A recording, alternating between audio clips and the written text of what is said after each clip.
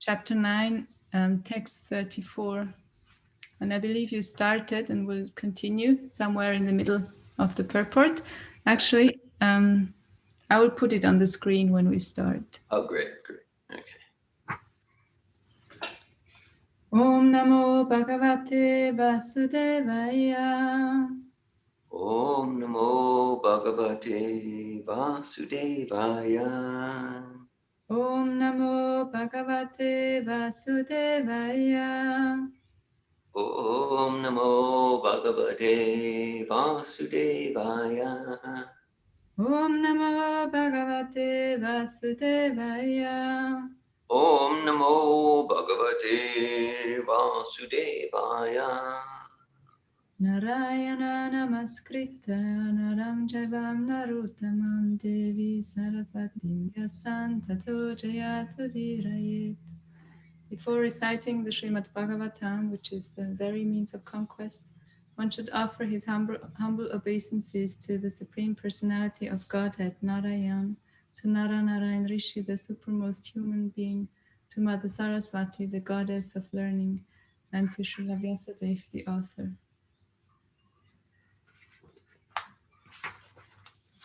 So let's recite the verse.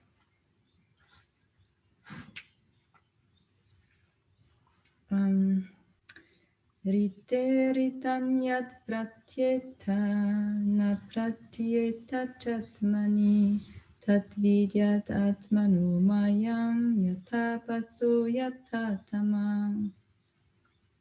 Rite ritam yad pratyeta. Viteritam yat pratyeta. Na pratyeta chatmani. Na pratyeta chatmani. Tatvidyat atmanu mayam. Advidyadatmano mayam. Yatabaso yatatama. Yatabaso yatatama. Riteritam yad pratyeta. Viteritam yat pratyeta. Na pratyeta chatmani. Na pratyeta chatmani. Tatvidyat atmanu mayam. Advidyadatmano mayam. Yatabaso yatatama.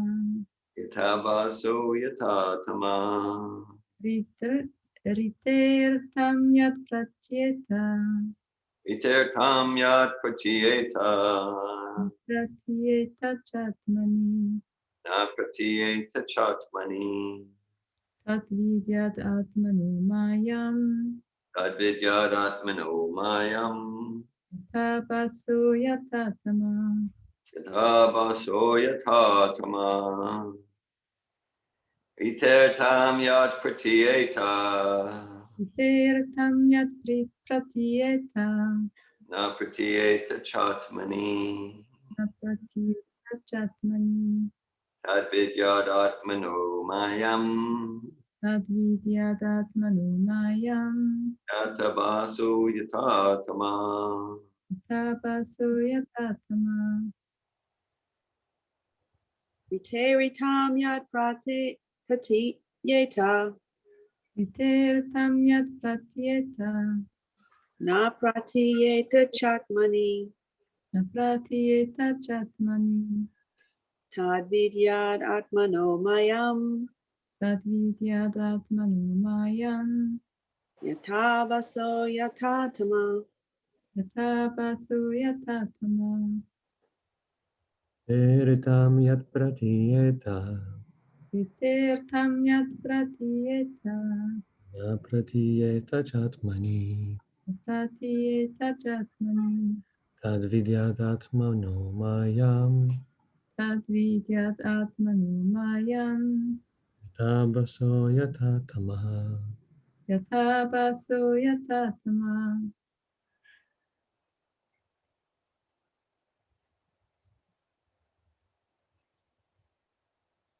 Okay. Dear Govinda, can you allow me to share the screen? Yes, okay. Yes, I want to do that. I'm just trying to figure out how to do that. Okay. Hold on here. Security. Share screen. Hold on. Here we go. There, you should be able to do it now.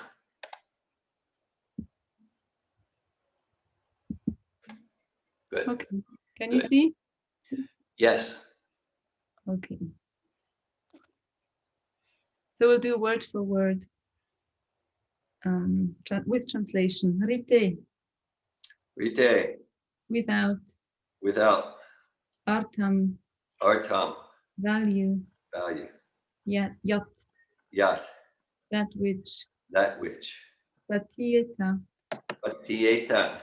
appears to be. Appears to be. Na, Na. not. Not. Pratieta, Patieta. appears to be. Appears to be. Cha, Cha. and And. Atmani, Atmani. in relation to me. In relation to. Tat, Tat. That. That. Vidyat, Vidyat. you must know. Must know. Atmana, Atman. My. Mayam, Maya. illusory energy. Illusory energy. Yata, Yata. just as. Just as. Abasa, Abasa. the reflection. The reflection. Yata, as. As. Tama, Tama. the darkness. The darkness. Translation. O Brahma, whatever appears to be of any value, if it is without relation to me, has no reality. Know it as my illusory energy, that reflection which appears to be in darkness. And then we'll start the purport here.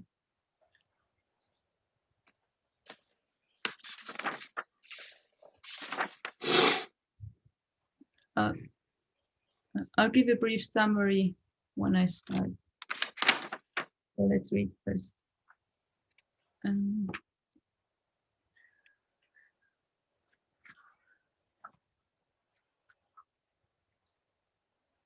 The sane man, however, is enlightened in the disciplic succession from Brahmaji, who was personally instructed by the Lord, or in the disciplic succession from Arjuna, who was personally instructed by the Lord in the Bhagavad Gita.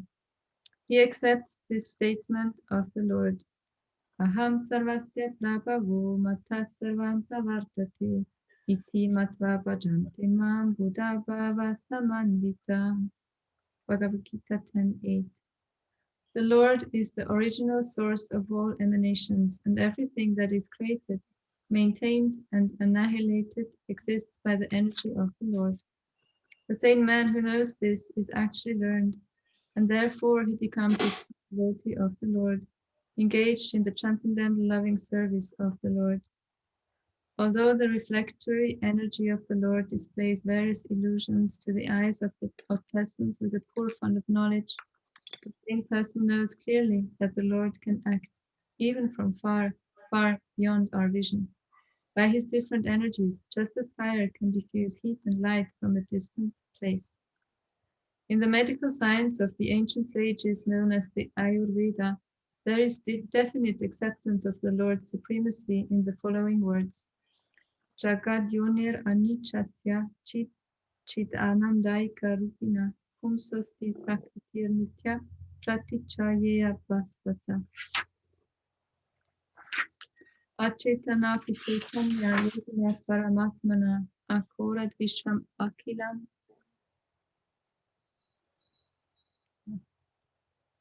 anityam natakakritum.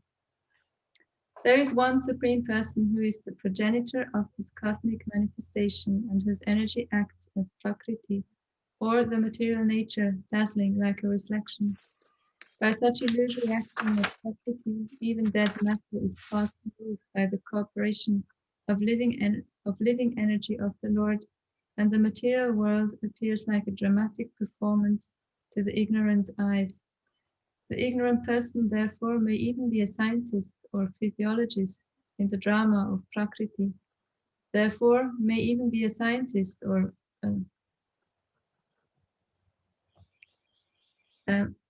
while the same person knows Prakriti as the illusory energy of the Lord. By such a conclusion, as confirmed by the Bhagavad Gita, it is clear that the living entities are also a display of the Lord's superior energy, Para Prakriti, just as the material world is a display of the Lord's inferior energy, Apara Prakriti. The superior energy of the Lord cannot be as good as the Lord, although there is very little difference between the energy and the possessor of the energy, or the fire and the heat. Fire is possessed of heat, but heat is not fire. The simple thing is not understood by the man with a poor fund of knowledge, who falsely claims that the fire and the heat are the same. This energy of the fire, namely heat, is explained here as a reflection and not directly fire. Therefore, the living energy represented by the living entities is the reflection of the Lord, and never the Lord himself. Being the reflection of the Lord, the existence of the living entity is dependent on the Supreme Lord, who is the original light. This material energy may be compared to darkness, as actually it is darkness, and the activities of the living entities in the darkness are reflections of the original light. The Lord should be understood by the context of this verse. Non-dependence of both the energies of the Lord is explained as Maya, or illusion. No one can make a solution of the darkness of ignorance by simply by the reflection of light. Similarly, no one can come out of material existence simply by the reflected light of the common man. One has to receive the light from the original light itself. The reflection of sunlight in the darkness is unable to drive out the darkness, but the sunlight outside the reflection can drive out the darkness completely. In darkness, no one can see the things in a room. Therefore, a person in the dark is afraid of snakes and scorpions, although there may not be such things. But in the light, the things in the room can be clearly seen, and the fear of snakes and scorpions is at once removed. Therefore, one has to take shelter of the light of the Lord, as in the Bhagavad Gita or the Srimad Bhagavatam, and not the reflective personalities who have no touch with the Lord.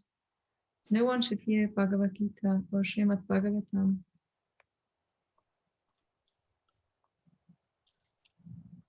No one should hear Bhagavad Gita or Srimad Bhagavatam from a person who does not believe in the existence of the Lord. Such a person is already doomed, and any association with such a doomed person makes the associator also doomed. According to the Padma Puran, within the material compass, there are innumerable material universes, and all of them are full of darkness. Any living being, beginning from the Brahmas, there are innumerable Brahmas in innumerable universes, to the insignificant ant, are all born in darkness, and they require factual light from the Lord to see him directly, just as the sun can be seen only by the direct light of the sun. No lamp or man-made torchlight, however powerful it may be, can help one see the sun. The sun reveals itself, therefore, in action. Therefore, the action of different energies of the Lord or the personality of God himself can be realized by the light manifested by the causeless mercy of the Lord. The impersonalists say that God cannot be seen. God can be seen by the light of God and not by man-made speculations. Here this light is specifically mentioned as Vidyat, which is an order by the Lord to Brahma. This direct order of the Lord is a manifestation of his internal energy, and this particular energy is the means of seeing the Lord face to face. Not only Brahma, but anyone who may be graced by the Lord to see the merciful, direct internal energy can also realize the personality of Godhead without any mental speculation. Om Akyanatimirandasya Ranjana Shalakaya Tamidekamyena Tasmai Shri Gurave Namaha Chaitanya Manopistam Stapitam Yena Bhutale Swayam Rupa Kadamayam Dadati Swaparantikam Vandeham Shri Guru Shri Yuttapada Kamalam Shri Gurun Vaishnavam Shri Sagrajatam Sahagana Raghunatam Vitam Tam Sajivam Sadvaitam Savadutam Parijana Saitam Krishna Chaitanya Shri Radha Krishna Padam Sahagana Lalita Shri Vishakam Vitamscha Hey Krishna Karuna Dinadante Namaste Gopesha Gopika Kanta Radha Kanta Namaste Tapta Kanjana Gora Vrindavaneshwari Rishabhanu Sute Devi Pranamami Hari Priye Panchakalpatarubhyascha Kripa Sindhubhya Evaja Patitanam Pavayebhyo Vaishnavebhyo Namo Namaha Shri Krishna Chaitanya Prabhu Nityananda Shri Advaita Gadada Shri Vasadi Gaura Bhakta Vrinda Hare Krishna Krishna Krishna Hare Hare Hare Rama Rama Rama Hare Hare Nama Om Vishnu Padaya Krishna Prishtaya Bhutale Srimati Bhaktivedanta Swami Niti Namine Namaste Saraswati Devi Gauravani Pracharini Nirvishesha Shunyavadi Paschatya Desha Tarini.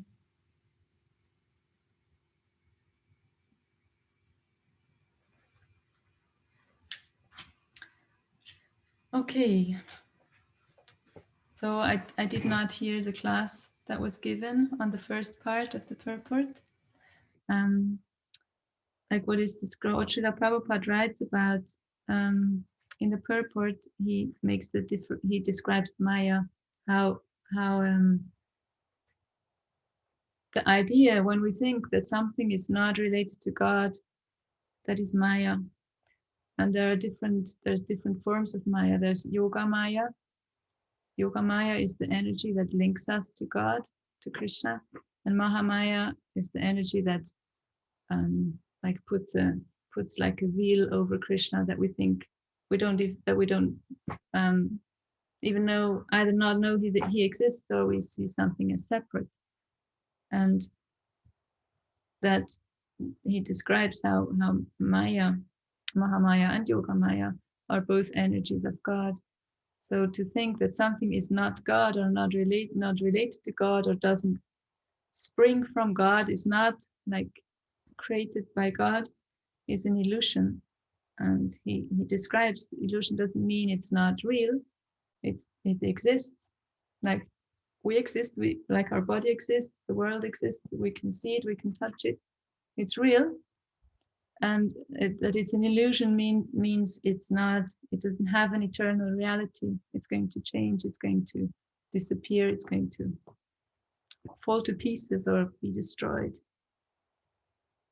So to think that we're separated from God is an illusion. It's not a reality. And also he describes how part of illusion is that we mistake one thing for another. He gives the example of a rope. Like in darkness, we might think it's a snake, but actually it's a rope. So similarly, when we think something is not Krishna, is not related to God, is not divine, we're making that mistake. We're in darkness. We're thinking that the rope is a snake. Or maybe the other way around, not the rope is a snake. Yeah. And he describes how everything comes from God.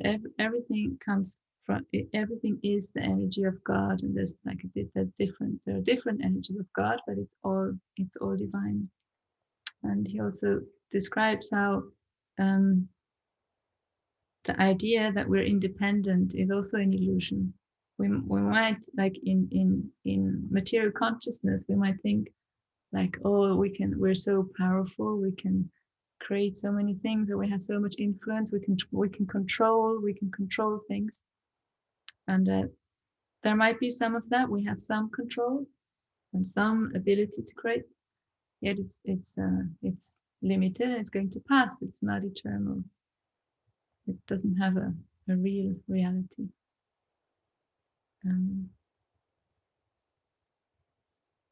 And he also describes how, like, those who deny the existence of God, they are blind. They are like blinded by the light. They are blinded by the effulgence. That's why they conclude there's no God or there's no soul. And he describes how, like, even like very learned persons, scientists or doctors, did they deny the existence of the soul. And then here, starting today, we hear how a person who is in light, who is in true knowledge, gets that we're connected to God, either through the external energy or the internal energy. The external energy, that's the material world, and the internal energy, that's the soul. So we're always connected to God in that way.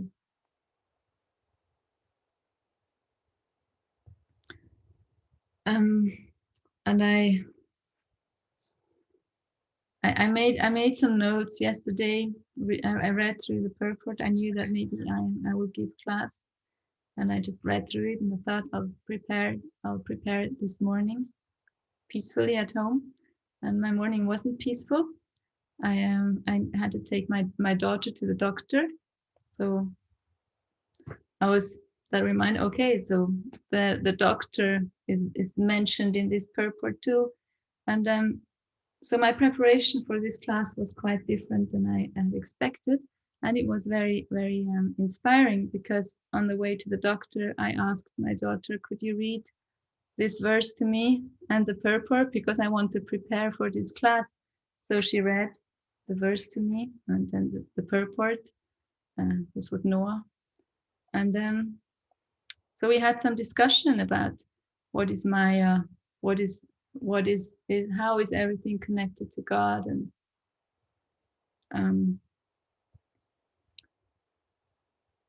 and as we were driving back, like it turned out that she has a Lyme disease, which is not nice. She needs to take antibiotics for this. And on the way back, we were speaking about Maya again, and we tried to find an example from our morning experience to the doctor. And we came to the conclusion that actually an example could be, to explain Maya, is that, or to see things separate from God. Like, we could have gone to the doctor and I think, oh, it's so terrible. She's sick now. She needs to take this terrible medication, and it's all hell, and oh God, and that could be a way. But actually, we had a different experience. We had quite a joyful time together, and I personally meditated on this verse. Okay, I could see this as, oh, she's terribly sick and she needs to take these evil antibiotics. And this didn't happen. I just remembered, okay, antibiotics are made out of an energy of God. The Lyme, borreliosis, the bugs, whatever they are, virus, bacteria, it's a living entity. And it changed the experience. So we were thinking that perhaps that is Yoga Maya, like that's the energy of God that links this experience with God, instead of feeling like, oh, separated. Oh, God is not here, otherwise this wouldn't happen.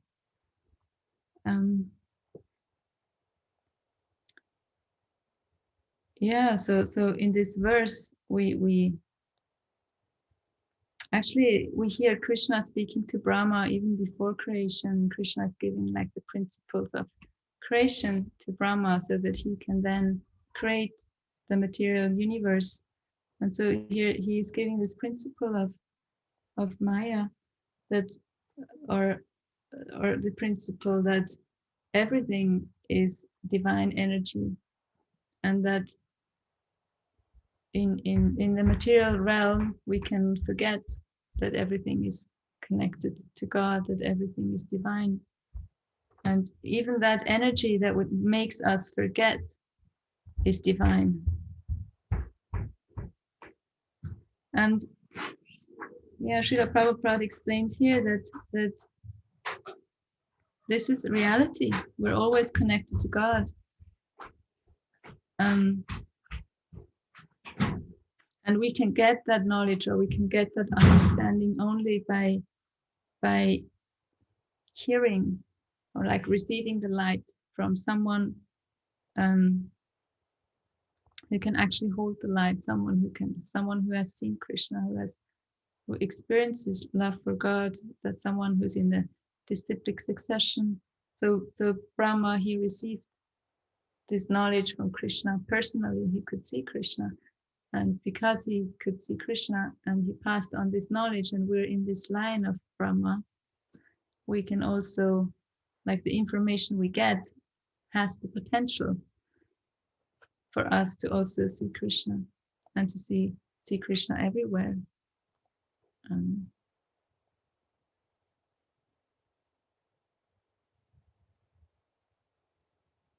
He also mentions Arjuna, that like just as like there's a disciplic succession from Brahma and also from Arjuna. Arjuna also heard from Krishna personally. And by reading Bhagavad Gita as it is, we are hearing, or we are receiving that light.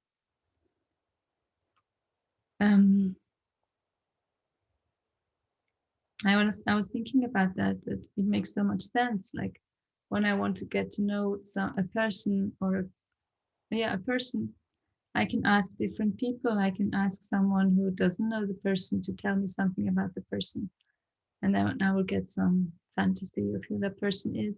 Or I can ask an enemy, someone who doesn't like the person, and I can get a really negative picture of the person. And I can ask someone who's like a good friend and a well-wisher of that person, and then I will hear very wonderful things about the person. So it makes sense, like if we want to get to know the Supreme Person, to ask someone who has actually met him and who is in love with him, is in a loving relationship with him, and then we get that picture or that image.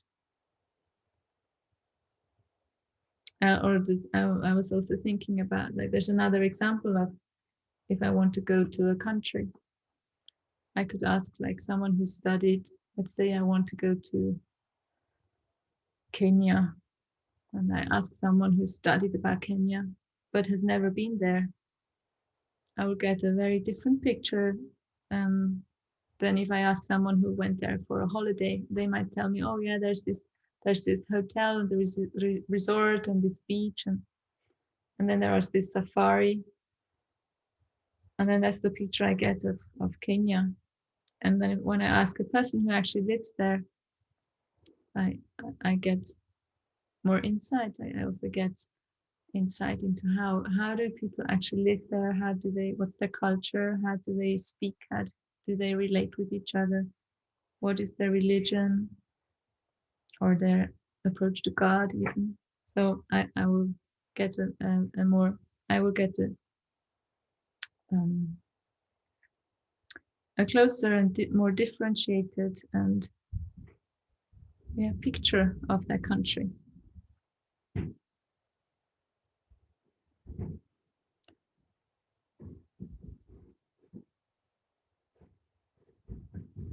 And then there's mention of Ayurveda, which I thought is also like an interesting coincidence. Srila Prabhupada mentions doctors who deny the soul, and Ayurveda is the old Vedic science of life, science of health. And I've started to read and experiment with Ayurveda, and I'm very fascinated. And they have just a very, very different, or how I learned about it, how I read about it. They have a very different idea of health. Like the root, the name for health is svasta and means situated in the self. So connecting with the self, the soul, and the source of the self. That's like that's the essence of health. And then they take it, like they differentiate between, like there's the body, there's the senses, the mind, the soul. So there's different components, and health means they're all in balance.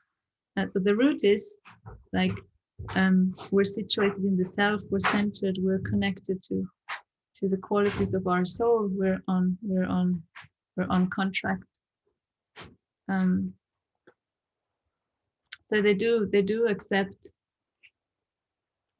different to other doctors maybe that deny the self, to think the body is just like different functions, and we can just take, if something is wrong with the heart, we can just look at the heart and not everything else, just not the lifestyle, not the habits, not the other organs, not just the heart. The Ayurvedic doctors, they look at the whole picture. And I actually visited, I shared with some because I was so impacted by this experience. I went to see an Ayurvedic doctor, and he was like, he shared verses from Bhagavad Gita with me about health, and he was very, very grounded, like gave me very practical things to do for my health.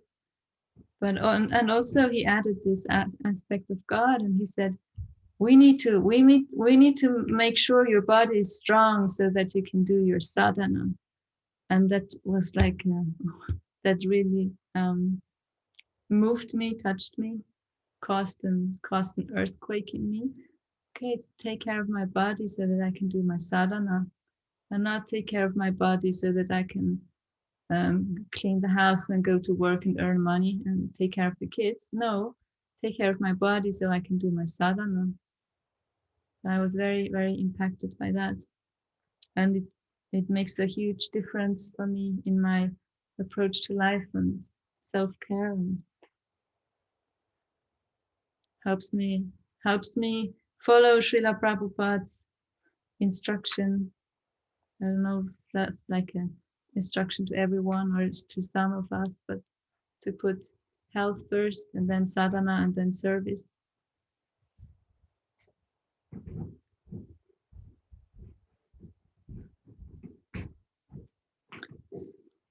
Yeah, and then Srila Prabhupada continues.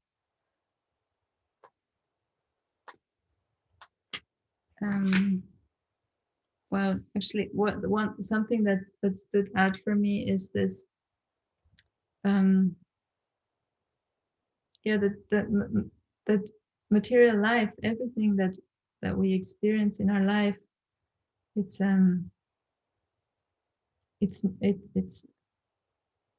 not a reality, and sometimes that's some interpret or understand that as it's not a reality doesn't mean it's real, and it's not what Srila Prabhupada or Krishna, what they teach us. They teach us it is real. It's just it's not eternal. It's going to change. It's going to be destroyed. And that reminded me of a verse from Bhagavad Gita from chapter 8, where Krishna says that physical nature, it's known to be endlessly mutable. It's always changing. And he says, and I am the source, I am the creator of that.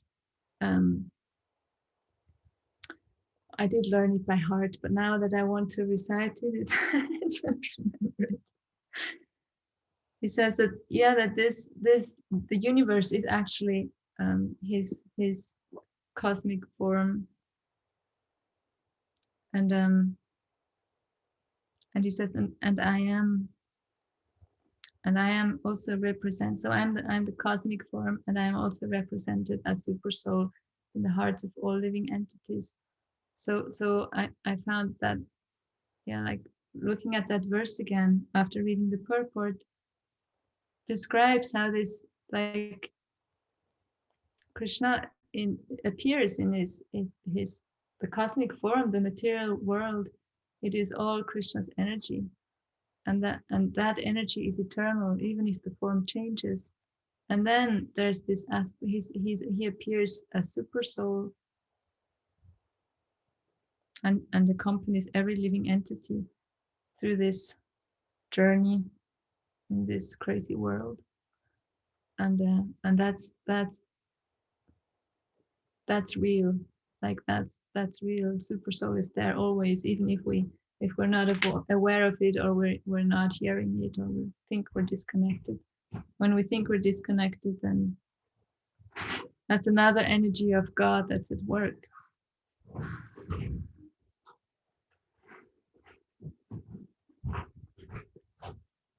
And then Srila Prabhupada makes a differentiation between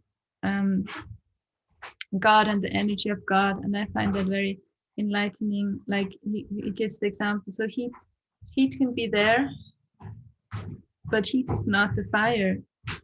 It's not the source of heat. So there's heat, and the source of heat is fire. So the material world, that's like the heat, but that's not the same as God. It is his energy, but it's not the same as him. And so if I look at the material world, that's what my thoughts were. If I look at the material world and what is happening here, the material context with all the miseries, the disease and old age and death and disasters and whatever. Like if I look at that, if I look at that and I think, oh, and that's an energy of God, that is God, then I'm making if I make conclusions about the Supreme Person, the creator of that, I can be very mistaken. I can come to the conclusion, oh, this is a very mean person. That's a person who creates suffering, and so we need to make that distinction. Like the material world is full of miseries, and that's not to conclude that therefore the creator of it is a mean person. It's a mistake. That's the creator is different than the energy, that the person. And it's Srila Prabhupada says it's not possible for us to understand that unless someone gives that knowledge to us. So by our own speculation, just I know myself, if I just look at the world and what is happening, I wouldn't come to the conclusion that the creator is all loving and he's taking care of each soul. Like what? He's taking care of my daughter and now she's sick and he's taking care of, I don't know, there's war and there's pandemic. So what kind of love is that? What kind of care is that? And because I get information and knowledge from enlightened persons like Srila Prabhupada or Lord Jesus, I get that, so the person who is creating all this, the person who's like energies in all of this, he's actually a very loving, sweet person. And I wouldn't come to that conclusion by myself. And that's what Srila Prabhupada writes about. Like that's why the disciplic succession is so important. That's where we get knowledge of Krishna, and we get an understanding who Krishna is. And by our own speculation, it's not possible.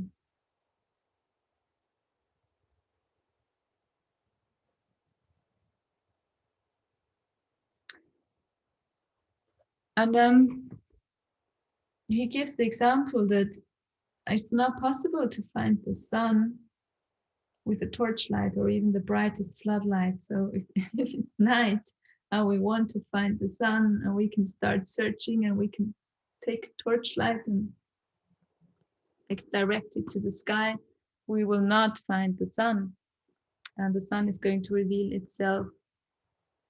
So that's my understanding. Like when I said, like to hear from through the disciplic succession has the potential that we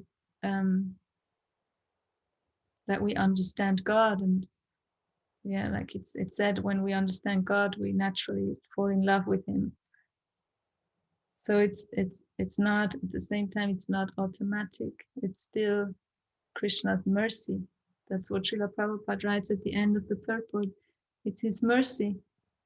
He reveals Himself to us. We can see Him if He reveals Himself. And some time ago, Len, you spoke about Krishna's mercy. That was very inspiring for me, and it kept me like meditating on that. And just a week ago, I have this group of homeschooling children, and we right now we're looking at different religions. So we went to visit a Christian monastery, and next week we're going to meet a Jewish young lady. And 2 weeks ago we went to visit a mosque.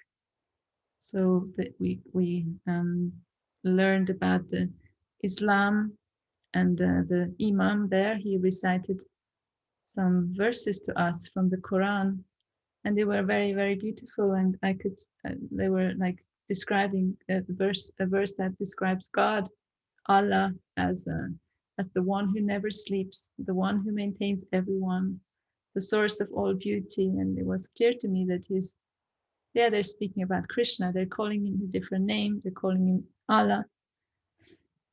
And what he did at the beginning of each verse, he said names of God. And I tried with the kids. We tried to learn them. So my pronunciation is maybe totally wrong, but I'll still say it how I learned it. And at the beginning of each verse, he says, Bismillahirrahmanirrahim. Bismillahirrahmanirrahim. And the translation of that is, in the name of God, the merciful, the compassionate one. There are different translations, but it's like this double merciful and compassionate, this double merciful, double graceful. And I found that very, very beautiful. It touched my heart to like before saying anything, reciting anything from the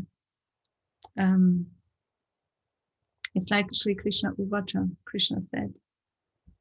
And when they say this in the name of the merciful, compassionate God, and then they say the verse, and so this merciful, compassionate, it seems very prominent to them, and they did share that from there.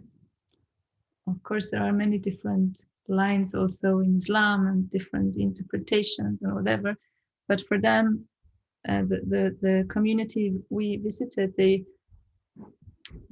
speak a lot about the mercy of God, the mercy of Allah, and they pray for the mercy.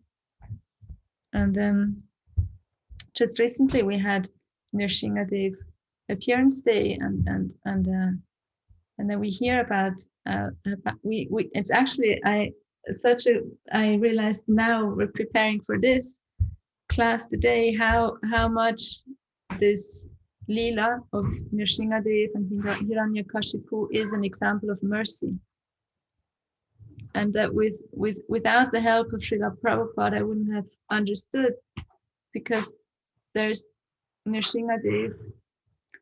So there's Hiranyakashipu, this terrible demon, and then Nrsingadev, he comes and he just kills it, and in a horrible way he kills this demon. And how is that merciful? How is that loving and sweet? And yeah, we can read how actually Hiranyakashipu became Hiranyakashipu, and it's this story of Jai and Vijay, who were doorkeepers of Vaikuntha. And the Kumaras, the 4 Kumaras, the little boys, were actually pure devotees of God, sons of Brahma. They want to go and see Vishnu and Jai and Vijay. They stop them, and you're not allowed to enter. You're just little boys, and they get very angry. And I think it is Sanatan Kumar who then what's the word? Curses. He curses Jai and Vijay. They need to go and take birth in the material world 3 times before they can return back to Krishna, back to Vaikuntha. And so they take birth as Hiranyakashipu and Hiranyaksha. And both of them are great demons, and they get killed by Krishna in the form of Nrsingadev and Varaha, the boar incarnation. And they take birth again in a different yuga, actually, like millions of they take birth again as Ravana and what is his name? Kumbhakarna. Yes, thank you. And they take birth again. And actually, it's also in that incarnation, they're demons, they're evil, and we can read about them in a little bit in Srimad Bhagavatam. Actually, I think it's Narada Muni recommending to King Yudhishthir, if he wants to read about Ravana and Kumbhakarna and Rama, he should listen to I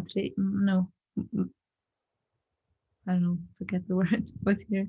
He should listen to someone else. So there's the Ramayana, if we want to really hear about Krishna's incarnation as Rama, we should read the Ramayana.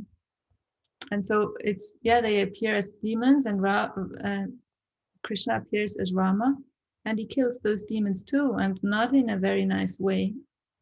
It's like he slaughters these demons, and they take birth again in the next yuga. Actually, in Krishna Lila, when Krishna appears as Shishupal and Dantavakra, they take birth again. And also, if we read about these Shishupal and Dantavakra, they were evil, they were horrible, they were nasty. Their focus in life was hating Krishna, hating Vishnu, and wanting to find a way to kill him. And Krishna had fun with that. He even, he triggered them. He kidnapped Shishupal's. She was meant to be his wife, Rukmini. He kidnapped her, so he got even more angry with Krishna. And at the end, they were killed. Shishupal was killed with Krishna killed him with the Sudarshan chakra in the middle of an assembly. He just cut off his head, and it looks terrible. It's nasty. That's when I see something like that. That's what immediately comes up. It's horrible. It's nasty. So if we conclude from these, like that's from Srimad Bhagavatam, we can also look in our life in this world. If we make conclusions who that person is who allows all this to happen, we can get a very wrong picture. And in Srimad Bhagavatam, like with the help of Srila Prabhupada and also Narada Muni, we get the explanation that actually when Krishna killed Shishupal with his Sudarshan chakra, Shishupal was immediately liberated.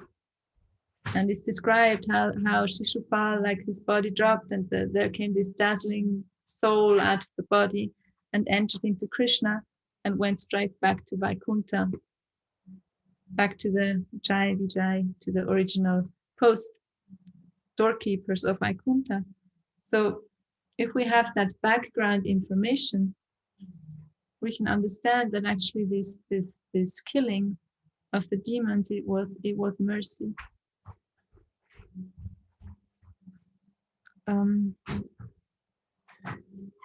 So yeah, I find that a very, very practical and helpful instruction and support to accept things in my life that are difficult, very difficult, very challenging, to meditate on how is that mercy, how is that the grace of Krishna, how is he helping me through this experience or through this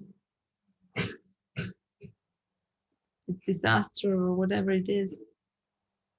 And it's kind of like I think I can say this here. Yes, it's kind of like the processes we have in Sattva programs, transforming victim stories into how am I blessed? How am I blessed through this? What's the gift?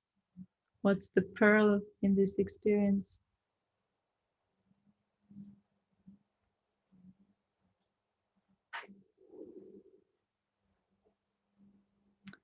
And also another point about Krishna's mercy that that came up for me is that if we look at how he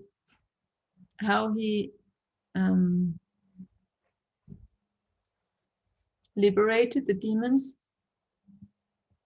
also gives me an understanding how Krishna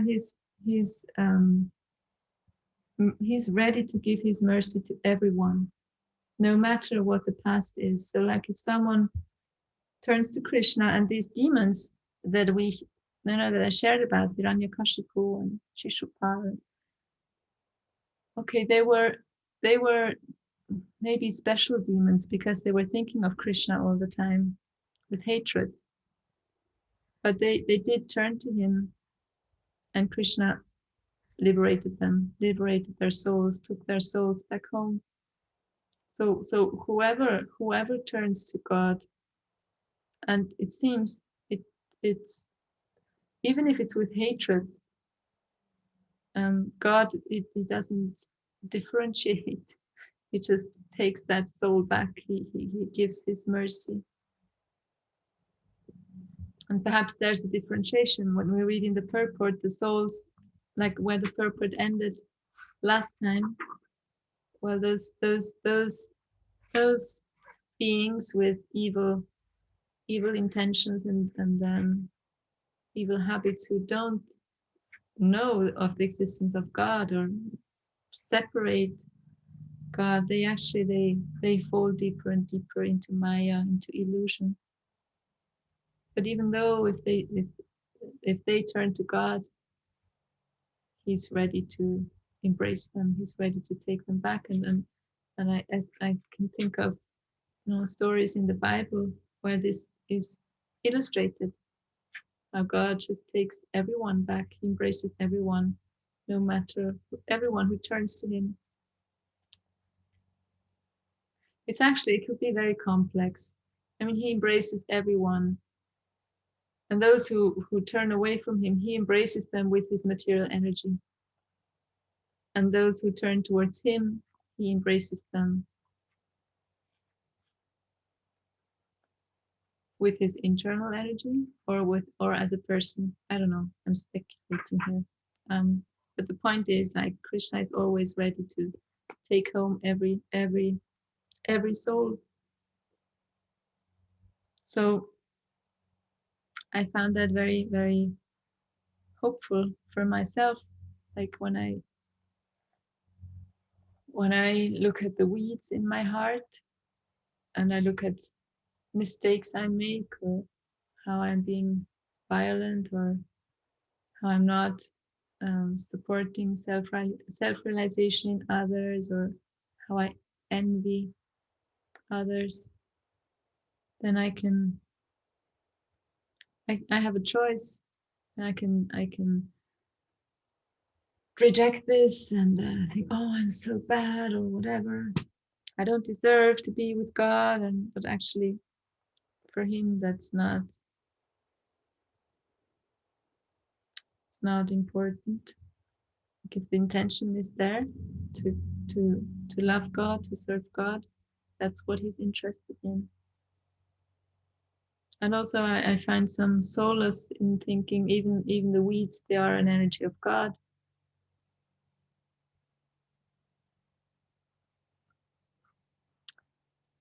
Yes, so this is what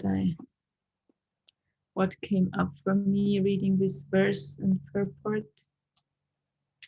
And I'm very happy to have a discussion, hear from you, realizations or questions or whatever, additions, corrections.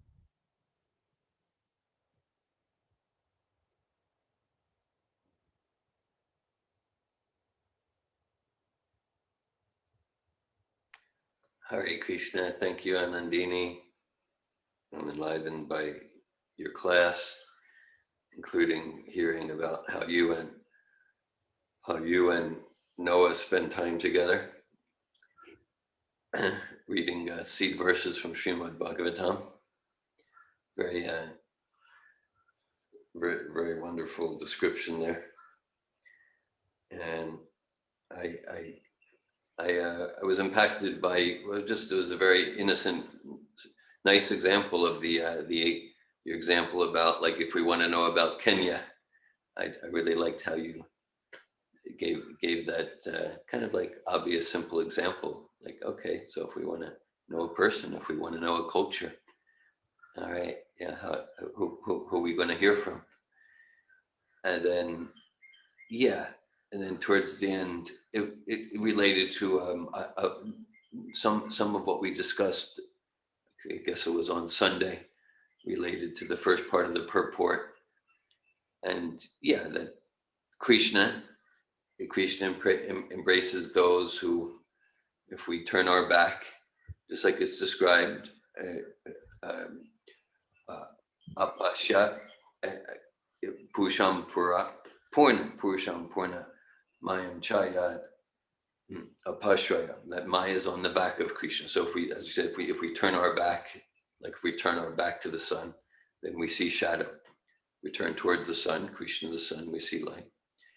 So, like, you know, in the government, like, ideally, the prison that represents, like, Maya, Durga, fortress. So that's an energy of the government, and it's compassionate energy. At least ideally, the government knows that if you have a criminal mentality, you're going to be miserable. Yeah, you'll make others suffer too, because you're stealing from them, hurting them, and destroying their property. Yeah, you know, and you're going to be miserable if you have a criminal mentality. So ideally, so then, okay, so it means like we're turning our back on the government. So we go to prison, and then ideally the prison is to rehabilitate our consciousness, our mentality, to transform our habits and our mind, so that we voluntarily agree to be law-abiding citizens. And this is the mercy of the government for our own happiness. So you kind of thought you were speculating. At the same time, what you said is accurate according to Bhagavat philosophy, as I understand it. That, yeah, Krishna embraces the conditioned spirit soul who turns away from Krishna through the prison house of material existence, which is intended to awaken us to the wisdom of becoming law-abiding citizens within Krishna's government. Hare Krishna. Thank you for adding that. Hare Krishna. Oh, okay. Molly and I are in the same room. Hare Krishna. Something that you said about the Ayurvedic doctor and maybe the more Western doctor made something click for me. Like when you mentioned, if there's something wrong with the heart, then you look at the heart, and that reminds me of like a mechanic. Like, oh, there's something wrong with the engine. So you look at the engine, you don't look at something else. If there's something wrong with the brakes, then you just change the brakes. You don't change the engine. And it reminds me, like that's so much how the Western model works. And then, like, in my experience, when I used to be involved with massage therapy, there was so much this philosophy of where you think it is, it's not. Like where you think the problem is coming from, it's not. That's just sort of where the symptom is, and then you need to trace back where is it coming from. And it just really made this click for me, this overall perspective of seeing the body as a I think the word is yatra, as a machine, and how that's corresponding with finding the self to be the body. And so I just, something about how you said it really made sense for me, how then in seeing the self as not the body, as let's say the true self, then it's not so linear. If there's something wrong with the heart, then it's because the heart has a problem. It's what's going on with the self that's leading to that symptom. So yeah, I just really appreciate that perspective. Thank you. Thank you. I'm glad.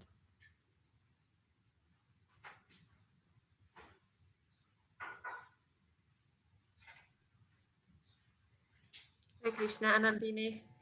I also appreciated your class very much, and I'm sorry to hear that Noah has Lyme disease. And it felt very soothing to hear how you were spending this mother-daughter Krishna time together in the hospital. It felt soothing and sweet to me. And I also really appreciated how you spoke about the children, the homeschool children that you are taking to different religion things. So that sounds special to me also. So like after listening to your class, I just feel like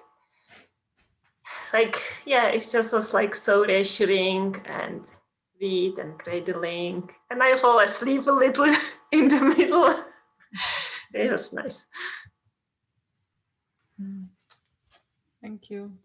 Yeah, I'm glad. Like it felt like grounded and grounding and soothing and cradling.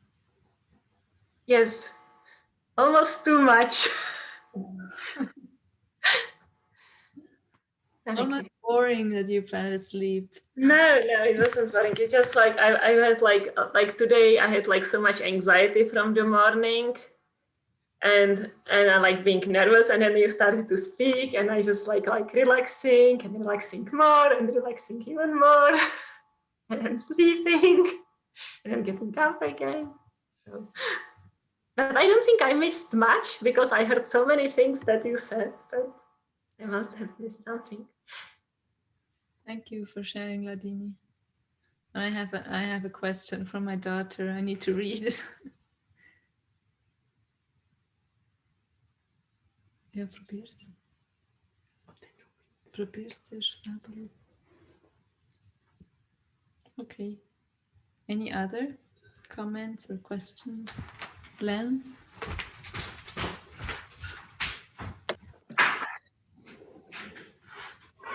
Oh, yeah.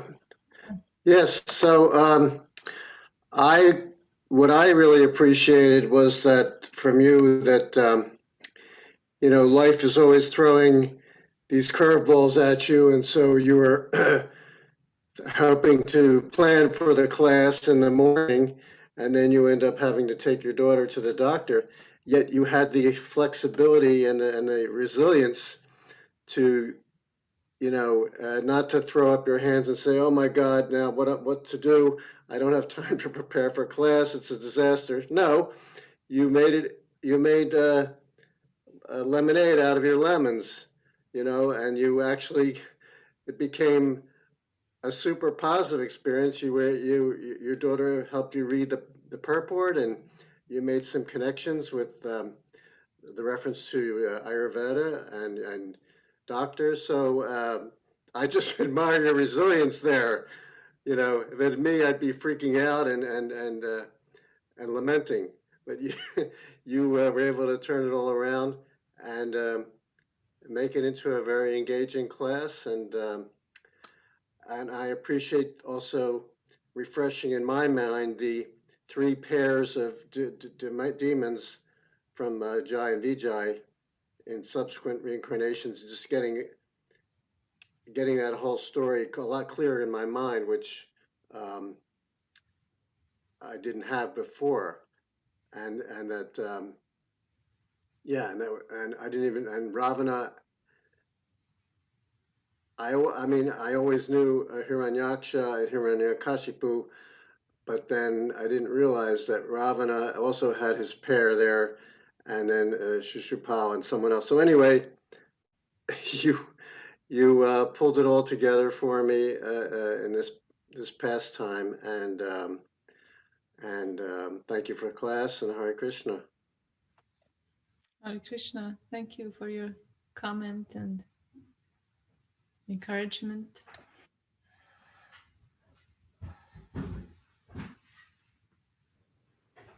Hare Krishna. Danielle, Hare Krishna. Thank you so much for your class this morning. I always think of you guys so fondly from our visit with you and think about your family life as an inspiration for our growing family life. So it's nice to hear about your pastimes with your family and how you as a mother are embodying your sattvic qualities and passively, lovingly teaching your daughters. So that was very nice for me to hear personally.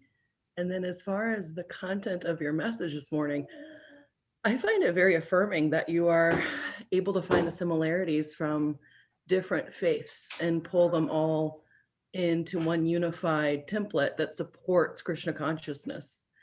In Christianity, there's so often this idea of the good path, the path of light, and the dark path, and the pathway is narrow, and if you make a misstep, that's it, fire and damnation. It's one of the things that I grew up hearing a lot about, the fire and brimstone of bad choices and how your soul could be blackened for eternity. And one of the things that gets often pointed to in philosophy discussions with other faiths that I hear about a lot is how could there be a God that allows evil? How can there has to be a fallen son or someone who gets the blame, the scapegoat for all of the evil that happens in the world. But when we look at it from the example that you've given, that evil is a worldview. It's a facet, a component of the beauty of God. And there's love there, that no one's left behind, that everyone's, whatever step they're taking it because it was meant to be taken. And that's a beautiful and affirming and comfortable place to be versus the right wrong paradigm. I appreciate you bringing that up this morning. Hare Krishna. Thank you, Danielle, for sharing. I remember when you visited, I don't know if it was 3 years ago, we got an email. We're coming back from Greece. And we're stopping in Zurich. And so we were very happy to host you. And I remember you were sharing about the turtles in Greece. And we had just gotten turtles. And we read a verse from Bhagavad Gita, and it's a verse where a turtle is mentioned. I don't know which verse it is, but I remember that very clearly. It was one of these times where I can say there's no coincidence that doesn't exist. It's the one about the yogi withdrawing the senses into the shell. Yes. And I think about that verse often. It was very applicable in the situation. So I that one. Yeah. So thank you for reminding me. And yeah, like seeing the good in evil. I mean, the example I brought this morning with taking Noah to the doctor and the Lyme disease. I guess why I'm relaxed about it, because I also had Lyme disease twice. And I can see now, looking back, that this getting the Lyme disease, it really woke me up to urgency, and it woke me up to give my energy to what is healing and strengthening and helping me to understand Krishna consciousness as reality and not the crazy world as reality. And so yeah, that's like a personal teaching I got through this disease, to focus on, like, wake up and focus on what's healing and strengthening.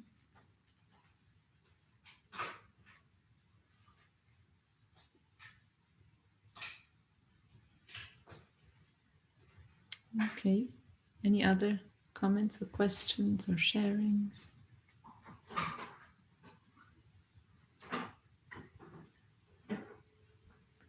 Okay. So I'll just read the verse again. O Brahma, whatever appears to be of any value, if it is without relation to me, has no reality. Know it as my illusory energy, that reflection which appears to be in darkness. Srimad Bhagavatam ki jai. Srila Prabhupada ki jai. Jai. Hare Krishna. Hare Krishna. Hare Thank Krishna, Hare Bol. Jai Hare Krishna. you. Hare Krishna.